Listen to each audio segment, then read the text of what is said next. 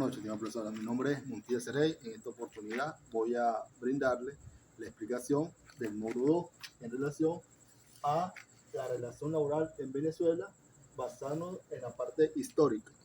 Cuando hablamos nosotros de la relación laboral, desde el punto de vista histórico, responde al proletariado, es decir, es donde en ese entonces existía un mandamás. En ese entonces es lo que se conocía como el empleador. Era la persona que mandaba más en todo un territorio. Entonces es de allí donde procede o nace lo que es la historia de la relación laboral en Venezuela. Enfocándonos en la parte actual de la relación laboral en Venezuela, consiste en la relación que tiene un empleado desde el punto de vista jerárquico. Es decir, siempre tiene que existir la subordinación, es decir, un jefe superior y un jefe inferior. Y tiene que responder a un contrato, a un sistema laboral. Es decir, contrato colectivo. Esos son los elementos principales y primordiales que conlleva a la relación laboral, ¿sí? Un contrato colectivo, el sistema sindical, el método, el cual va a ayudar que esa relación sea más eficiente desde el punto de vista del empleador. Y también se conoce que existe una relación laboral en Venezuela cuando se lleva a cabo a nivel de empresas públicas o empresas privadas, ¿sí? Entonces es muy importante tener en cuenta ese punto a saber.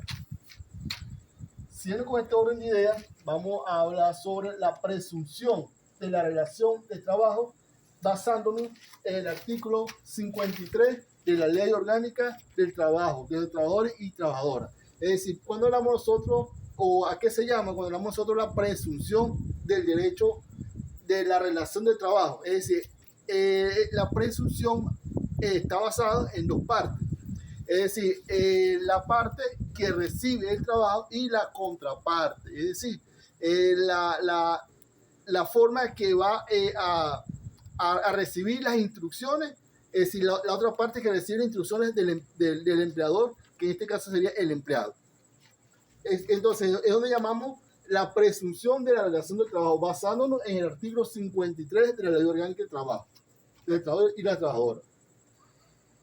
Como otro punto muy importante, en este mismo orden de ideas, tenemos la suspensión de la relación de trabajo, basándonos en el artículo 71 de la Ley Orgánica del Trabajador, Trabajadora y Trabajadores. Es decir, ¿a qué llamamos nosotros la suspensión de la relación de un trabajo? ¿Cuándo existe esa suspensión? Cuando en una empresa se comete efectos o acciones legales, el cual este artículo va a contemplar el tipo de suspensión. Avanzamos con el siguiente punto, las clases de despido. Tenemos las clases de despido, tenemos las clases justificado y no justificado. ¿Cuándo se alega que es el despido justificado?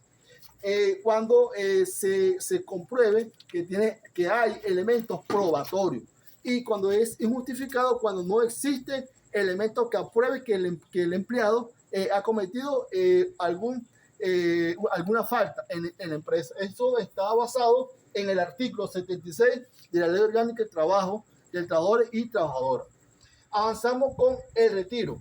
¿Qué es el retiro? Bueno, ahí nos vamos a enfocar rápidamente en el artículo 78 de la Ley Orgánica del Trabajo, de los trabajadores y trabajadoras. Es decir, ¿a qué llamamos nosotros retiro? El retiro no es más que es retirar al empleado cuando sus acciones no están dadas en la empresa o en el entorno donde se encuentra. Entonces, se basa el empleador, el patrón en este caso, va a aplicar el presente artículo de la Ley Orgánica, que es el retiro, basado en el retiro, que es el artículo 78. Contrato de trabajo. Cuando hablamos nosotros de contrato de trabajo, nos estamos basando en el artículo 55 de la presente ley.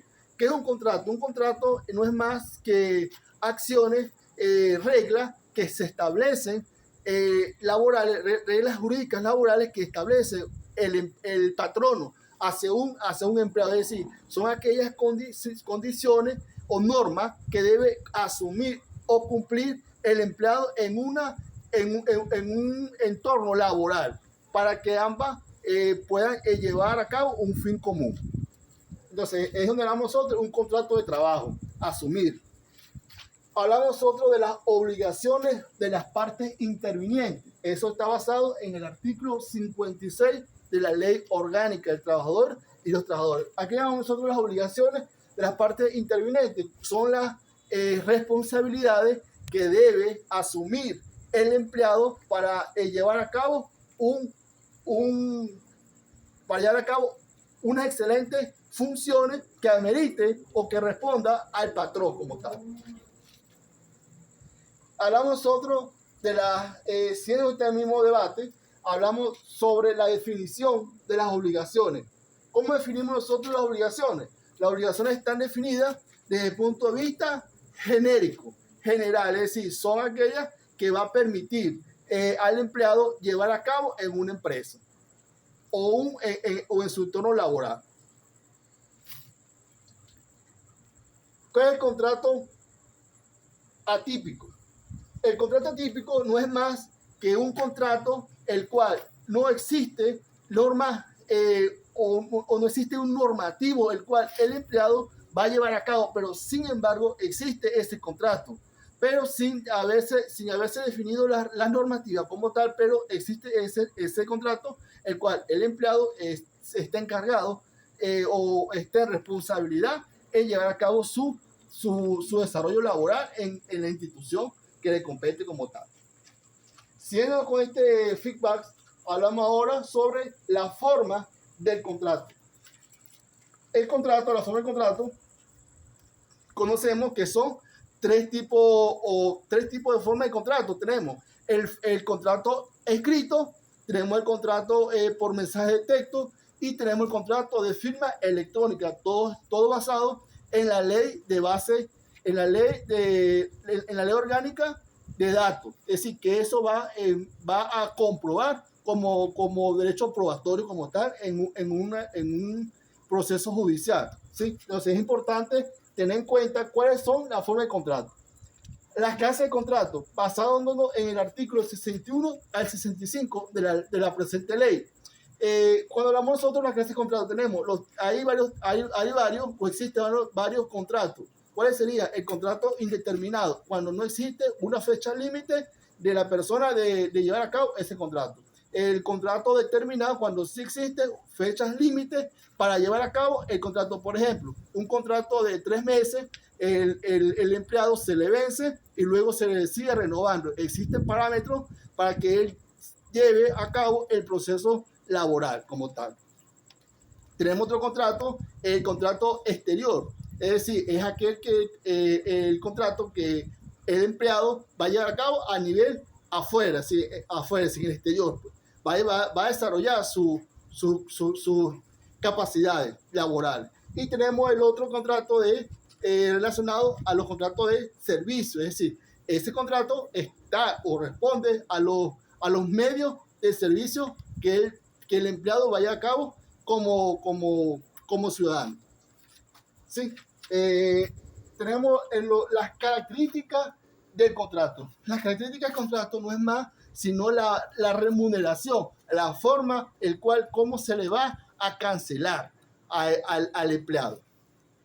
Los elementos del contrato. ¿Cuáles son los elementos del contrato? Bueno, también viene siendo como un símil a las características del contrato. Es decir, es la manera o forma de cómo se le va a cancelar, si es sueldo mínimo, si es sueldo mínimo, consiste en tener cestatique, etcétera, entre otros. Son varios elementos que vamos a conseguir cuando damos nosotros los elementos del contrato.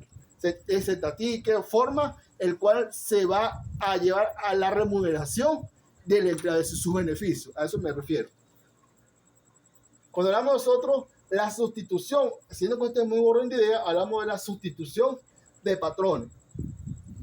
Cuando hablamos, o qué entendemos nosotros por sustitución de patrones, Es decir, cuando existe esa sustitución de patrones, cuando existe cambio de empleado, pero las funciones van a seguir la misma, van a seguir el mismo sistema, va a seguir llevándose a cabo en el desarrollo de las funciones que se ameriten en ese entonces. Entonces, es donde damos nosotros la sustitución de patrones. Todo esto es para que la empresa lleve a cabo un buen término. Ahora, como otro punto a considerar, tenemos la suspensión de la relación del trabajo. Este punto nos enfocamos en el artículo 71 de la presente ley. ¿Cuándo suspendemos a un empleado? ¿Cuándo lo suspendemos? Cuando comete un acto ilegal en la empresa. Se suspende al empleado y se debe aplicar el artículo 71 de la presente ley.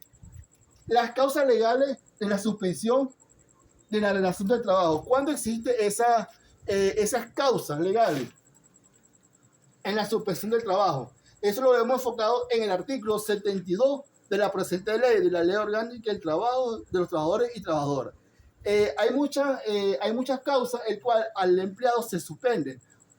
Serían, por ejemplo, la forma como que el ciudadano se encuentre privado de libertad, pero aunque esté privado y todavía no se le condene, no se ha condenado, entonces allí sería una de las causas de privativa el cual se suspende el trabajo. Otra de las causas el cual se suspende el trabajo cuando ingresan o cuando en la institución ingresan permisos, puede ser permiso de cuidado materno o paterno, y allí en ese entonces no llevan como un buen procedimiento.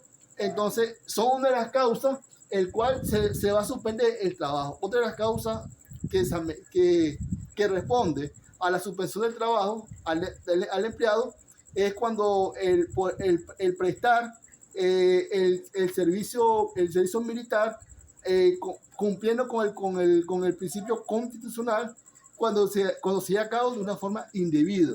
Entonces, son una de las causas también que se suspende al empleado. Otra de las causas es la forma de permiso desde el punto de vista de la parte de que consiste en la forma como se va a llevar a cabo el debido proceso en la parte de las licencias, de conducir. Esa es otra de las causas que pierde también el empleado su trabajo, es decir, la manera o forma como lleve a cabo ese permiso, una manera ilegal. Entonces, allí son una de las causales, el cual se suspende pues el empleo como tal. Siguiendo con este mismo orden, tenemos otro punto, tenemos los efectos de la suspensión del contrato del trabajo. Uno de los efectos de suspensión del contrato de trabajo son los efectos. Los efectos allí, en este momento, sería las causas o la forma, el no saber llevar a cabo un proceso, ¿sí? Son los efectos, y genera efectos positivos como efectos negativos como tal. Siguiendo con este mismo orden de ideas, debate, vamos a hablar sobre las causas y efectos de la terminación de la relación laboral, basado en el artículo 76 de la Ley Orgánica del Trabajo. ¿Cuáles son las causas? Las causas y efectos que se procede en la terminación de la relación de trabajo es que el trabajador, como el empleado, el trabajador, no se le amerite o no se le reconozca, ¿sí?, el debido ingreso, el cual esté esperando por el patrono Y entonces, en este caso, se produce efecto de la terminación de la relación del trabajo, basado nosotros en el artículo 76.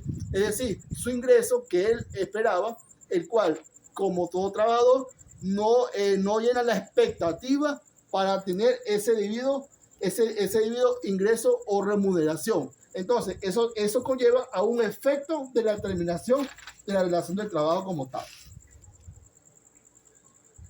Hablamos nosotros ahora de la indemnización del despido en Venezuela, del despido laboral en Venezuela. Cuando hablamos de la indemnización, basado en el artículo 92 de la Ley Orgánica del Trabajador y Trabajadora, es decir, ¿qué entendemos por la indemnización? Es cuando el empleado, ¿sí?, emite ante la Inspectoría del Trabajo un reenganche, es decir, en este proceso de indemnización se le da el valor o el punto a favor al empleado cuando él emite una demanda, ¿sí?, una demanda el cual a él no le estén reconociendo su debido ingreso salarial y le estén coartando su derecho. Entonces allí se lleva a cabo la indemnización y va a tener ese beneficio de volver al reenganche a su puesto de trabajo. Simplemente cuando se lleva a cabo una demanda, tiene ese beneficio. Al contrario, no va a tener ese beneficio el empleado. Siendo con este mismo orden de ideas, vamos a hablar sobre el procedimiento de la calificación de despido en Venezuela. Artículo 79. ¿Cuáles son esos procedimientos? Este procedimiento que se va a llevar a cabo en Venezuela por despido está basado esencialmente en el artículo 79. Es decir, son los pasos legales o procedimientos administrativos el cual se va a llevar o se establece para que el empleado, es decir, tenga sustento,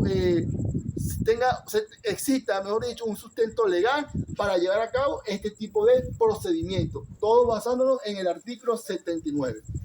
Siguiendo con este mismo orden, hablamos ahora sobre la calificación de despido, enfocado en la calificación de despido. La calificación de despido nos enfocamos directamente en el artículo 422 de la Ley Orgánica del Trabajador y la Trabajadora. ¿Qué me dice a mí este artículo? Este artículo o este concepto de la calificación de despido, allí tenemos que tener en cuenta 3 pasos. El primer paso abarca o empieza sobre el proceso de solicitud. Es decir, en este caso la inspectoría emite 30 días al empleado. Luego se logra la notificación. Se notifica al empleado para que se pronuncie debido a su despido. La Inspectoría del Trabajo da 3 días. Luego que le lleve a cabo o se lleve a cabo la solicitud. Y el tercer paso es la contestación. Es decir, ahí en esa contestación puede ser favorable o no favorable como tal. Entonces, todo va a ser enfocado en el artículo 422 de la presente ley. Siendo con este mismo orden de idea, con este mismo análisis axiológico, hablamos sobre ahora el preaviso. El preaviso no es más avisar o anticipar al empleado que va a ser sustituido de su puesto laboral. Legalmente es importante prevenir, anticipar para que el empleado tenga conocimiento de que él va a ser despedido. Como otro punto muy importante es el despido, la definición del despido injustificado. El despido injustificado no es más cuando se lleva a cabo o de una manera arbitraria se despida a un empleado o una persona sin tener alegatos probatorios o alegatos probatorios judiciales para que se emite como tal un despido de manera justificada. Si no existe elemento probatorio, es decir, no existe un procedimiento administrativo, ¿sí? No se aplica ese procedimiento y se lleva a cabo de una manera arbitraria, violentando todas las leyes, el despido injustificado. Esto ha sido todo, estimada profesora. Espero que sirva mi exposición. Muchas gracias.